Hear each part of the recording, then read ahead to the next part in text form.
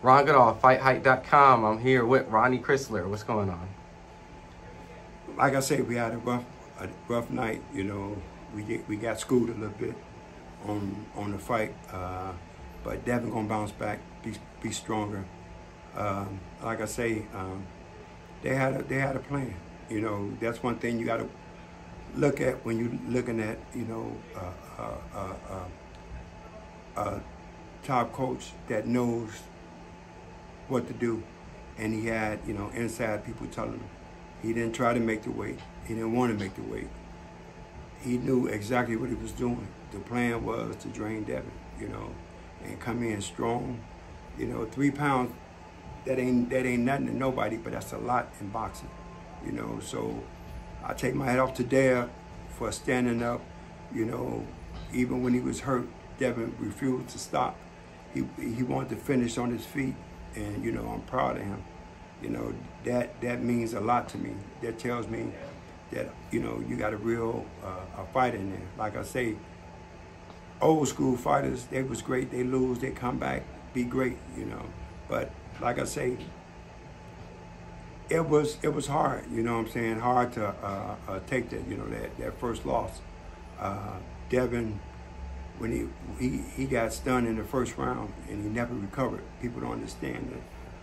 You know, Ryan, we knew he had punching power. You know, we practiced for that. But like I say, that first punch, he never recovered. He looked like he was doing good from 2 to 5, but Ryan had a plan. Ryan didn't want to do all that stuff. He just wanted to wait, let Devin get, you know, situated, and then he, you know, he came. We worked on that. But like I say, that first punch kind of hurt him.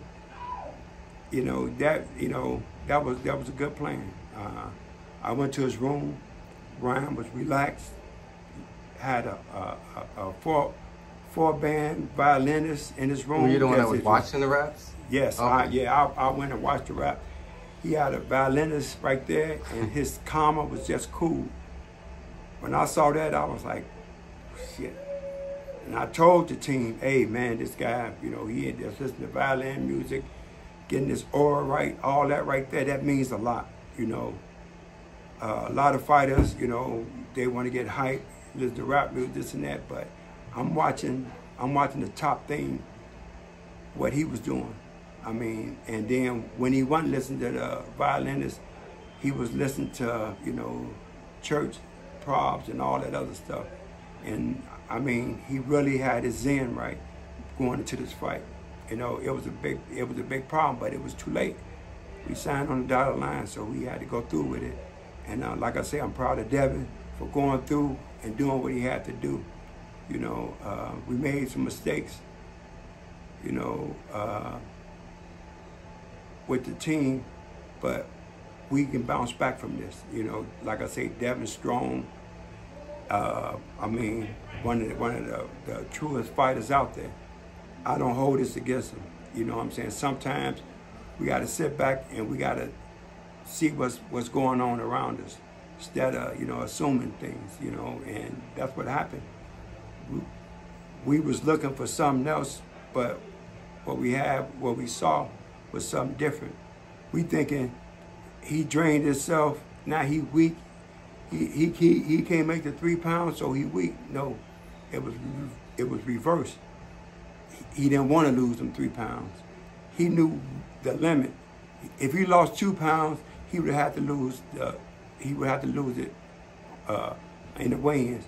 But he know after 3 pounds, you can't lose it. And if you over 5 pounds, it ain't no fight. So they planned that perfect. I think they had help. I don't want to say no names, but they planned that perfect. And he didn't strain, you know, losing the weight. Deb, a true professional, Deb went down and he did what a professional would do. Lose the weight no matter what it takes, you know, if you got to struggle, whatever. But he lost the weight, you know, and he came on weight for the weigh-in, you know what I'm saying? But he's still a champ, and hopefully, you know, we'll come back stronger. Just to highlight a certain specific part, you said if the fight was above, if he weighed 145, the fight would be off. Yeah, but anything over 5 pounds, he would have been like 45.1 to fight off. But if he was able to go anywhere from like the 43 range, the fight could still go on. But if he was at 41, he would have been required to go down to 140. I guess if he was 42, he had to. We could have made him lose the weight. Yeah, and it's all like, is this like all New York Commission stuff? That's all over. Okay, is that you can't go and try to lose 3 pounds. Everywhere you go, anything over 3 pounds, you can't lose. So at that point, it immediately becomes a negotiation moment, right? A negotiation. But if he got to pay a fine, and he made a bet, and like Devin got paid double for that. So if it was under 143, he would have been, essentially, you guys could have forced to do it, but you guys couldn't force it. So you had to settle for that. Yes. And if it was 5, the fight would have had to been.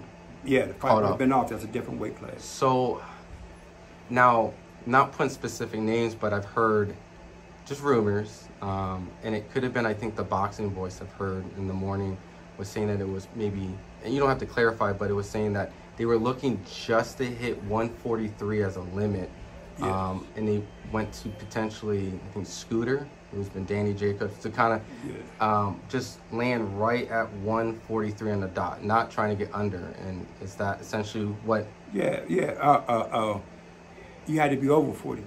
So just kind of. Yeah. Anything over 3 pounds, you can't. So they probably tried to hit 3 pounds, but it was 3.2. You know what I'm saying? So they knew what they was doing.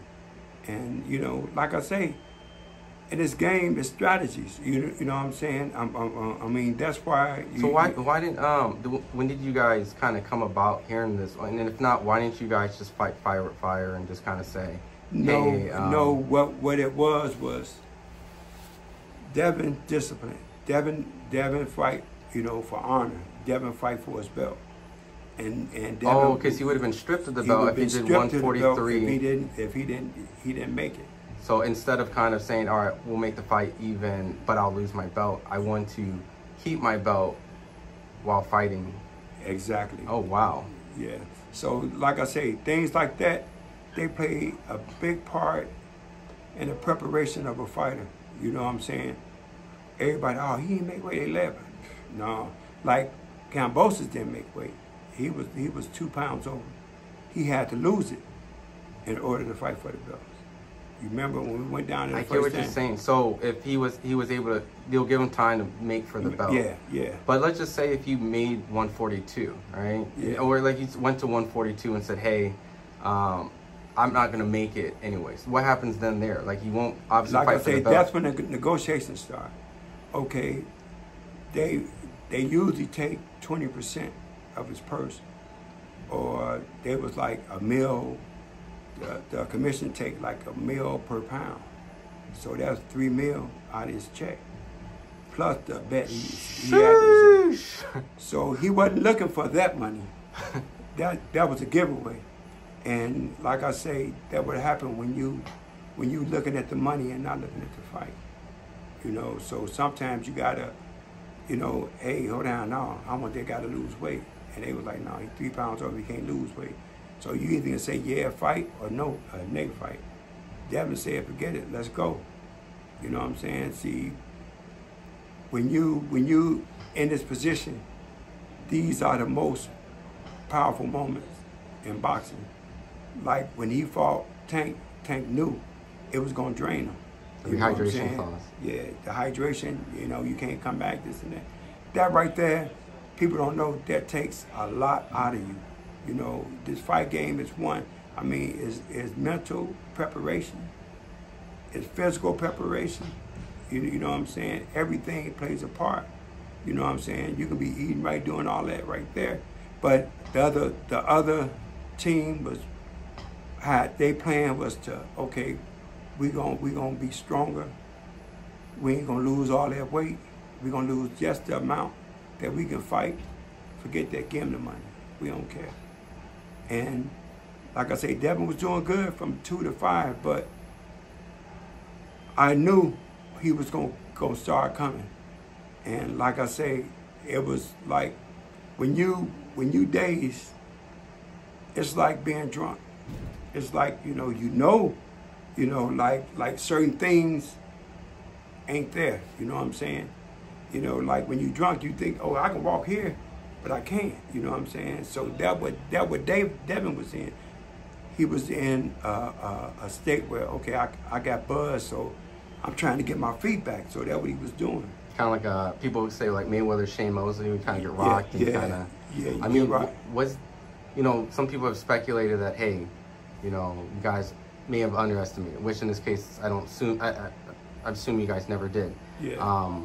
It was a matter of just, hey, maybe he got, the rehydration. I mean, the weight, getting caught with a good shot early on. Was the game plan at any point try to press the action? Because I think some people, hindsight was like, why didn't he just fight Devin's fight versus kind of walking into like the punches? See, you got buzzed, and then when Devin got knocked down, when he got back up, I got to get that back. You know what I'm saying? So he went as, no, I'm gonna get that back. I'm gonna get that back. And we didn't pull him back. He wanted to get it. It's pride. Part of that's pride. A guy like, hell no, he dropped me. I'm dropping him back. So that was Devin's problem. I mean, that was Devin's thing. Devin, he kept going after him. I'm like, he could have just danced around, get his legs back, but he was like, no, he went straight after him. As soon as he got dropped, he came back and went straight after him. Devin did some good things in there. He tackled him, he held him, he wrestled him down.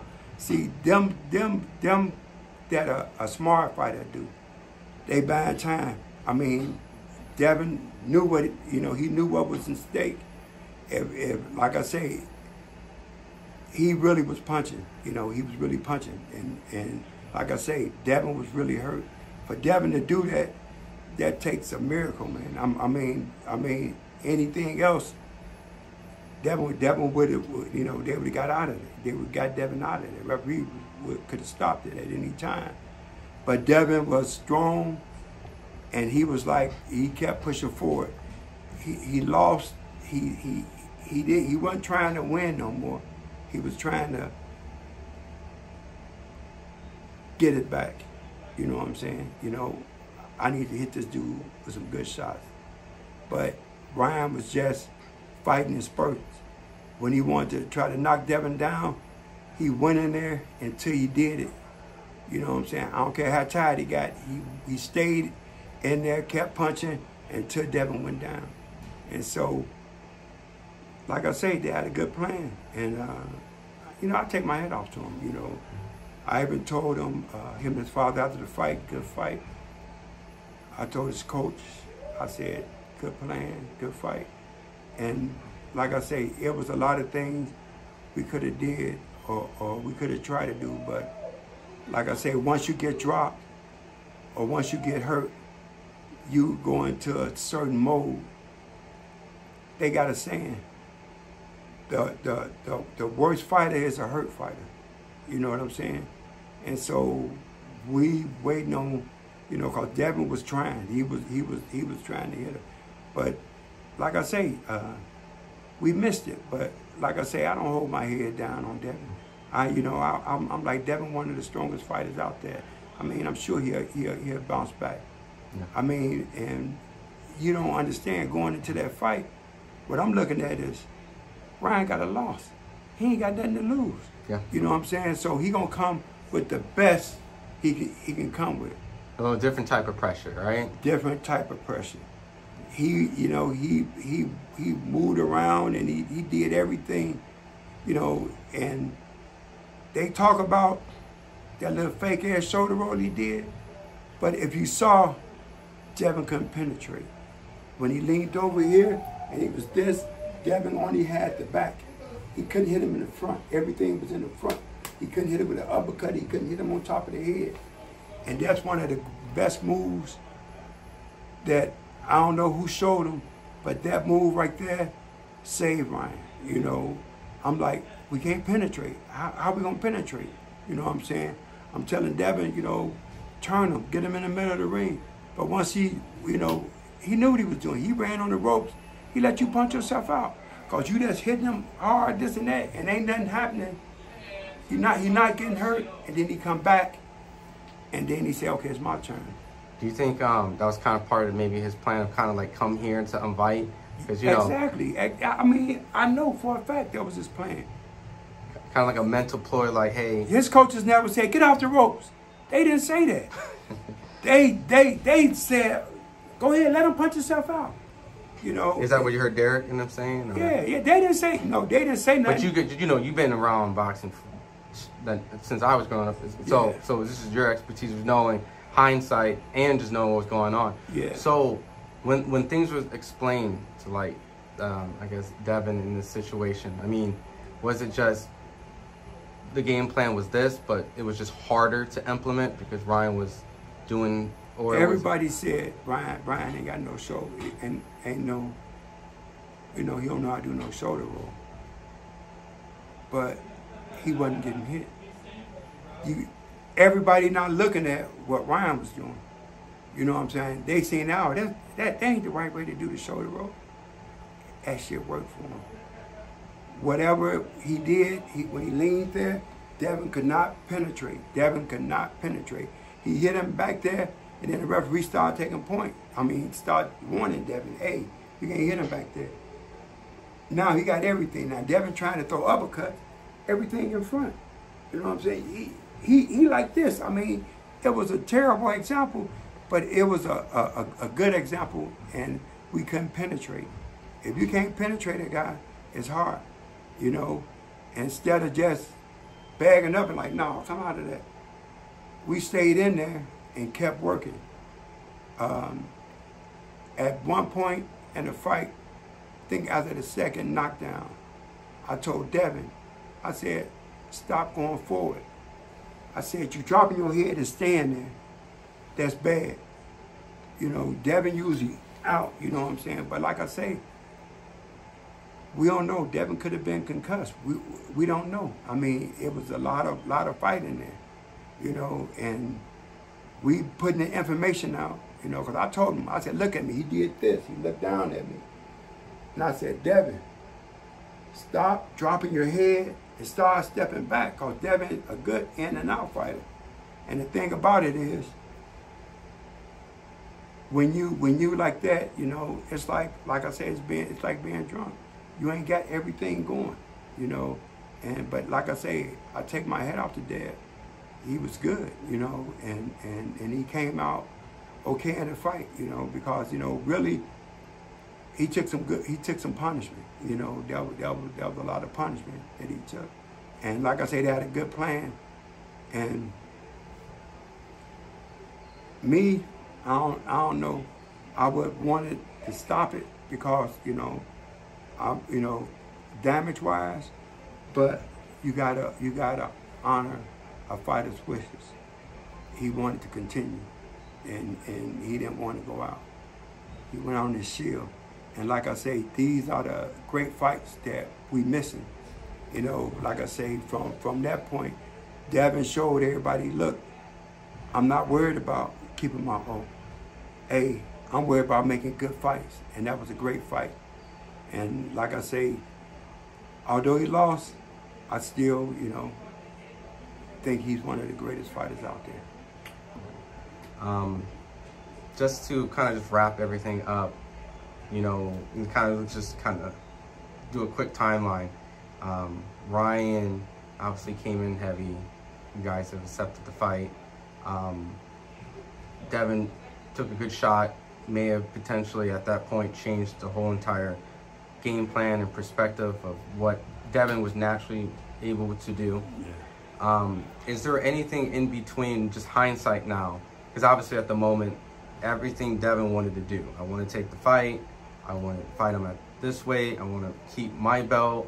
So I will make the weight at this, and I will continue to fight in this fashion. So just you as, you know, someone who's close to him as a trainer, and I would like to assume as a friend as well, is there anything hindsight now that if you could go back, all right, with, you know, the information we have now, is there anything that could have been done that could have made the outcome a little bit different if you were able to change it?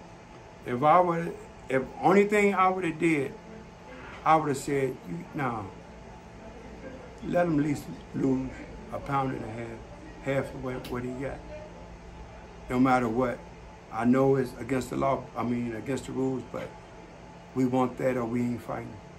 And that particular and that would have made a big difference in that. You know, like I say, the smallest thing was the biggest thing.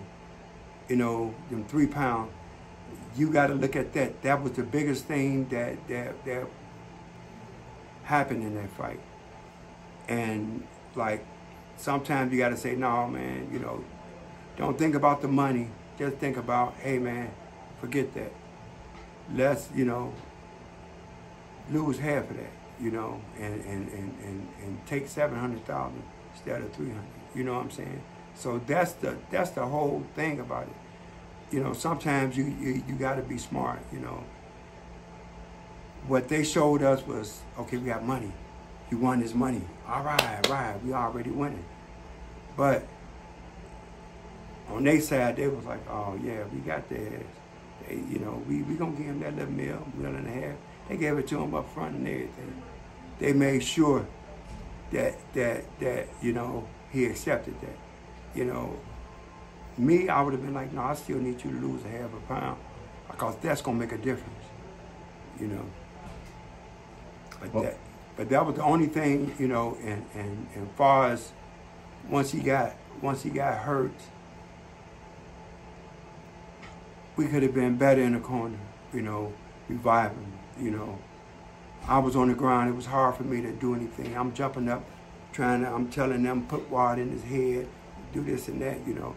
But everybody, when panic set in, it's you know, everybody in the corner, you know, they doing this and that, you know. It wasn't no, hey, hold on. First thing we got to do is get that water on him. And I kept yelling, Bob, put that water on. Why for the people who don't understand, like, why is it so essential to put that water in? Because you got to get them back. You know, once a fighter get hurt, like I say, it's like drinking. It's like drinking. You drinking and you drunk this and that, and you got to get them right back. And that water open his eyes and, you know, make him look, you know, this and that. See, when you sit down and you daze, you drunk. If you know, somebody put some water in your face, put you in the shower, you know, you wake back up, you know.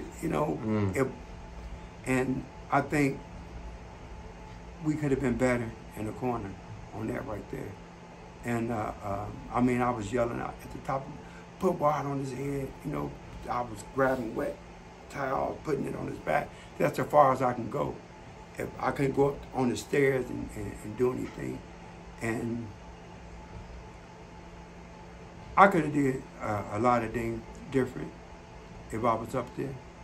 You know, I'm not saying, you know, that Bill knew, but I had Sam Peter, who got dropped 3 times. Against Klitschko? Yeah, no, not Klitschko. Oh. With what was his name? In the Garden. We got dropped 3 times, and he got up and he won. See, it's a difference. Jamel McCline. Oh shit! Yeah. Okay. You know I know Sam's been in some more. You know, and I almost got kicked out because I was pouring so much water on his head, ice everywhere, and so the referee came and said, "Hey, clean this shit up." I bought time. You know, I bought time. Yeah. And that come from experience. You know, but like I say, we dropped the ball on that. You know, and I was trying, man. I was like working. You know, it was one point Bill looked back at me, you know, and I'm like, we got to do something. You know, I'm waving my arms. We got to do something. We got to wake him up. And Sam didn't know where he was until the 11th round. And that whole fight, you can go back and watch Sam Peter and Jamel McCline. That whole fight, Sam was out of it. Only thing he was listening to was my voice. Move your head. Use your jab. You know, and these are things, this is called experience. You know, the other guy was just holding the ice on his back. I was like, you know, just holding ice on his back. I was like, why are you doing that, man? Put that shit on his face. it's things that, happen when that, you gotta be more. I mean, it's my fault. I should have just jumped up there and did it. But every time I went up there, the ref, they told me to get down. They told me, get down, this and that. So I was, I could have helped there a little bit. I don't know if it would have helped, but I could have did, some things. I know ways to, all right, man, we got to do whatever it takes to get the champ right, and I hate that I went there because I could have really, did some shit. Have you, I guess my very last question is, have you got to speak with Dev since then? Is he okay? How's he doing? Like, I know. I told him, I said, man, good fight, Dev. I take my head off to you. You did good. Yes, all right, we're going to be back. You know what I'm saying? And, hey, that's okay. I got a loss. That's okay. Like I say, that loss didn't hurt Ryan. That one loss to Tank didn't hurt Ryan. Yeah. You know what I'm saying? And so now Dev got something, okay. Everybody, think I'm done, I'm washed up. I'm gonna come back stronger. I'm gonna come back better. I'm gonna show him, like I say, we gotta look at, as a team, we gotta look at what was going on and the little things that we didn't see. When I came back to the locker room and I told everybody, oh man, he just defied them hands and he getting his thing together. Why he getting his, why he wrapping his hands? I was like, man, look, his aura, he getting his aura right. You know what I'm saying? He talking to Jesus, God, whatever. He's getting everything right. His mind is getting right. And now, fighters today, they listen to rap music, that they gonna gas them up, this and that. You gotta think about Zen, getting your body in tune with what's finna go on. And like I say, that was the most important thing that I saw in this corner. And when I saw that, it scared me. I was like, oh shit, man, this dude is really preparing himself for battle. You know what I'm saying? And I was like, I'm gonna take my head off to Ryan, and I think that what they did was good, but I gotta give Champ his just due. He went in there and he fought a fantastic fight. Although he got hurt, he showed everybody what kind of heart he got, the will, the determination, and that's why he champ today. So I'm proud of him. Dev, I'm proud of you, dog. And he's still champ now, Yes. because he made the 140 limit. Yes. And and they're obligated to give him and have him keep the belt. And I know that you guys are a very honorable team, and I know that you guys don't make excuses. You guys, are very just straightforward. You guys took the fight, you made the fight, you accepted the fight, and everyone seems that they've taken the defeat very gracefully. I haven't heard Bill on his Instagram Live speak on anything negatively about Ryan. Devin hasn't mentioned anything. He just hopes that maybe he can get the rematch at the same weight. And and the same here. So I don't want to take too much of your time, but really appreciate you giving a lot of insight and details for all the Devin Haney fans out there, who probably is a little crushed right now. Oh yeah. And obviously a lot of Ryan Garcia fans who respect the fight being made, respect Devin continuing to fight and getting up, and even maybe some of the Ryan Garcia fans that are little trolls. I mean, but they're just happy their guy won. Is there any last message or things that you want to tell them, or social media, or whatever you want to? No, I just want to say, Devin, a true champion. A true champion can bounce back.